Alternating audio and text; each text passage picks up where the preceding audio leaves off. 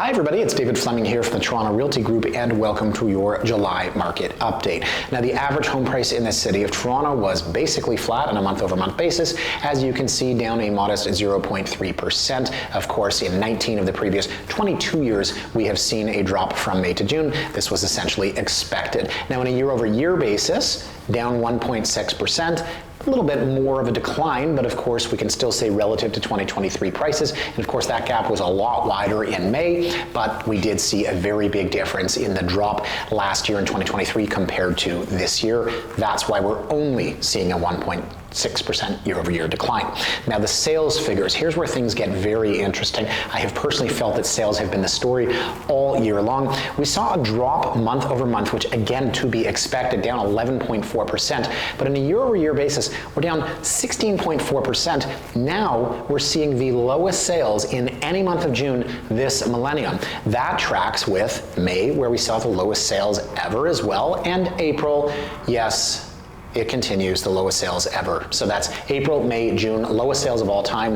In 2023, we saw fewer sales than any year this millennium. We are actually on pace to see fewer sales in 2024. That is crazy. Now, new listings actually went down 3.5% on a month-over-month basis. That was shocking to me because the sheer number of relists was absolutely wild. But on a year-over-year basis, as you can see as well, up 12.3%. That definitely tracks. We're seeing far more listing activity, and that I expect to continue. So when we get to active listings, we can see up 8.5% on a month-over-month basis.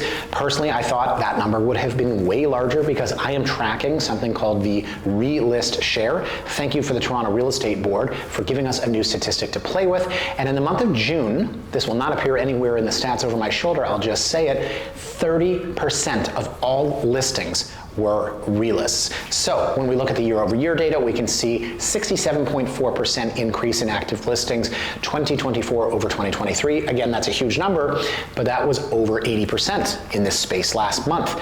That, of course, because May was absolutely wild for new listings. We saw fewer in June. All told, we're still seeing all-time low sales volume. The new listings, going backwards now, in the month of June were the second highest ever. So put that together, that's why we're seeing these huge figures in active listings. So I mentioned the relist share. This is something I'm gonna put in Monday's blog. I find it very interesting. TRREB is tracking this now.